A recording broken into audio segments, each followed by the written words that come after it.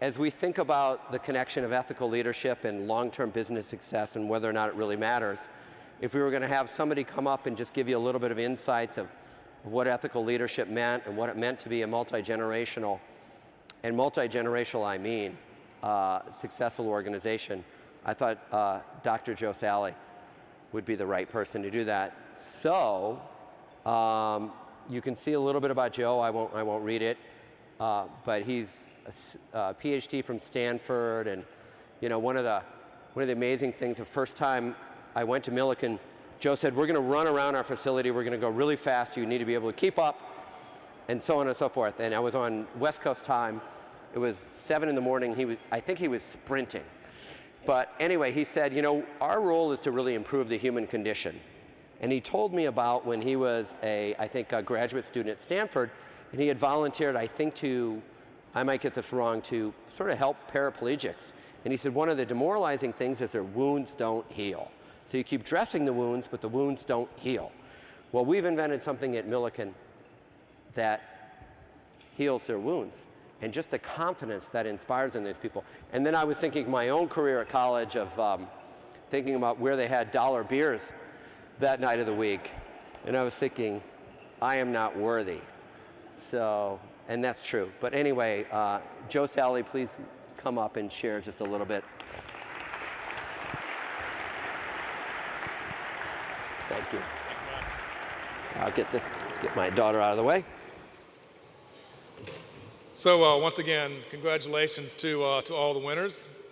It really is a great night for celebration, and so I hope you all enjoy it. We certainly are. A special thanks to the Ethisphere team, not only for putting on a great event tonight, but more importantly, for the work that you're doing to advance the conversation of business ethics around the world. And a special thanks to Walter. I think he may have had to leave already, but just a wonderful, inspiring speech there about values-based leadership.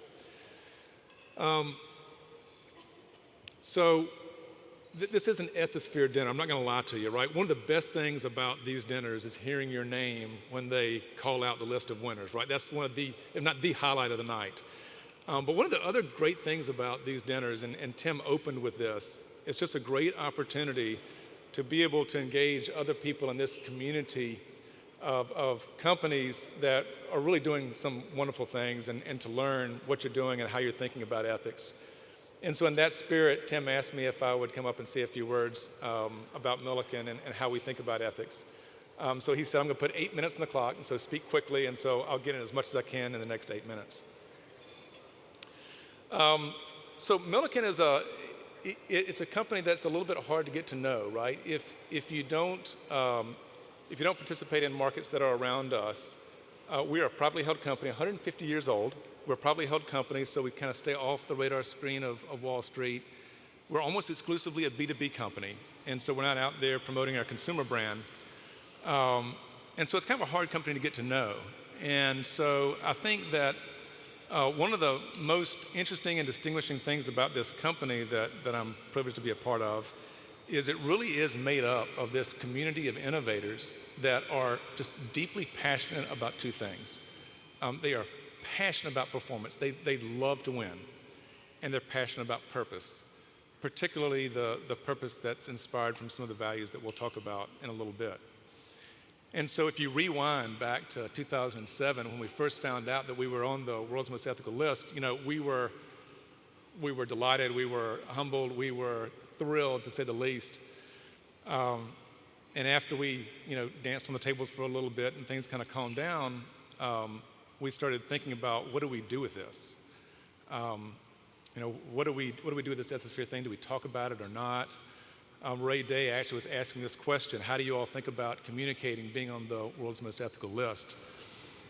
And the first thought was actually, for a company that was very, very private, there's nothing but downside risk in talking about this, right? I mean, once you're on the list, there's only one way you can go, and that is, you fall out of grace. And so, do we even want to bring this up? But the more we talked about it, the more we convinced ourselves that it was actually just the opposite, that there was much, much more upside potential to talk about it than not.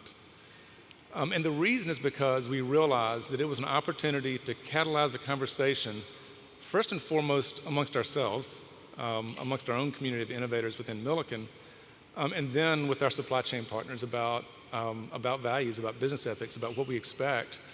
And so it's been a great catalyst for those conversations. And so if you visit our campus, and this is not the best shot of our arboretum, but if you visit the campus, you're bound to see various cues about ethics and the Ethisphere Award, right? And so this particular shot are their flags on light poles in our entrance that you might see depending on the time of year.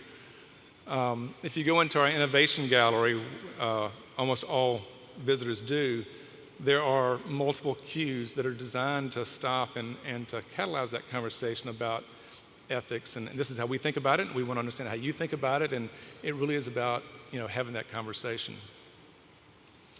So just a few words on how we think about ethics, and in no way do we pretend to have all the answers, in no way do we pretend to be perfect, but we do have sort of a simple point of view about ethics, and I'll talk about that just for the balance of time. So we think about ethics in sort of two categories, right? The first category is essentially don't do bad, right? Don't do bad. Conduct business in accordance with ethical principles, run our manufacturing plants in accordance with sustainable principles, provide a healthy and safe work environment for our associates. All that sort of fits into don't do bad, right? And that's really, really important. It's sort of like the physician's Hippocratic oath, right? Don't do harm. And as important as that is, there's another side of ethics in our view, which goes along with don't do bad, which is to do good, right? So we can sit on the sidelines and do nothing and we fulfilled the first obligation, but the second one is how do we do good? And the way we think about that is our aspirations are to bring innovative products to the world that have a positive impact in the world. That means they improve health and safety, they add value to daily lives, they help the world be more sustainable. And we make tens of thousands of products, right? So I won't try to talk about them all, but just for the sake of demonstration, I'll try to talk about a few of these so you can see kind of how we think about that. And interestingly enough, Tim mentioned the wound care, and it is something that I'm passionate about. We didn't stage that.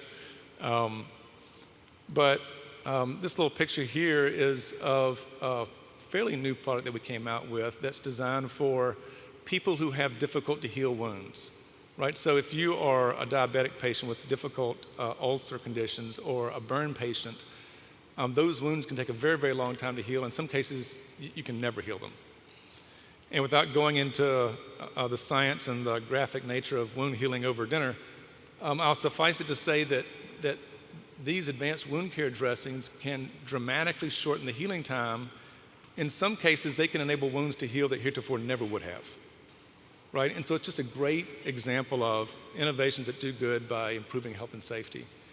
And there are a lot of other products like this at our company, whether it's fire protective garments that protect industrial workers from arc flashes or fire. It may be, we have a professional services business that helps improve safety processes in other companies. We have FR nonwovens that protect bedding. We have reinforcements for roofs that protect families during difficult weather conditions. So a lot of our products tend to fall in that category, adding value to the world by improving health and safety. Another category is this idea of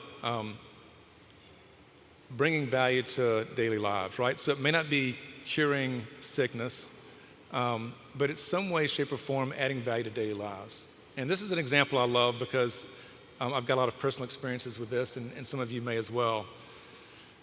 So when I look across the group tonight, I'm kind of judging by age, and I'm guessing when most of us grew up, right, children's markers were indelible.